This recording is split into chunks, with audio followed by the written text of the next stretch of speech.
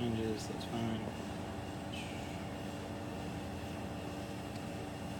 It'll take a while to get back to it, but there is basically a screen where you can set your starting volume, and then you can set a maximum volume. That's useful for two main reasons. Let's see if I can do anything with it here. I think set up reactor. Okay, so your initial volume here, you're going to want that to be accurate, not not just because it'll help you control the amount of liquid that ends up being in your vessel so it doesn't overflow, but also because it will actually chart your total volume at any given time based off of how much acid, base, and feed has been added. And that's useful for being able to actually have that value for doing calculations. When you have your concentration value for your products, you're going to want to know the actual volume of that concentration that you've got.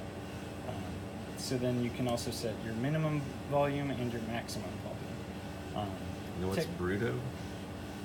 I'm not really entirely sure what that is. Because I know that the total glass container holds 1,400 mils, but obviously when you put everything in there, it's going to displace total that. vessel volume including head space. So that's the Brutto. That's actually actual volume of the glass container versus the max is with all the stuff in there. Yeah, the max is actually, that's your maximum working volume, and Brutto is your maximum physical volume. Okay.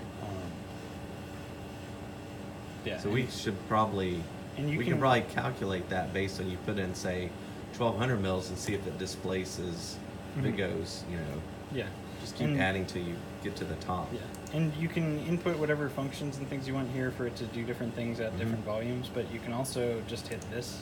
Overflow Protect will just stop adding anything to it if it exceeds your maximum setting. Yep. Okay. So if you do want to set your max for 800 or something, if you're worried that it's going to overflow, or that if you do have a bit of a foaming issue and you want to keep it fairly low, then you can set this value to be very low. Yep. And then you can just hit Overflow Protect here. Yep. Okay. And you can also change this to match what type of fermentation you're doing. Yeah. You can set this for overlay as well. It's just a little bit trickier to actually set it. Yeah, I know that the, would you hook up the gas? Do you have two places to hook the gas up? No, if you did overlay on here, you would actually just have to raise the sparger out of the liquid and keep it up higher. We've done it before.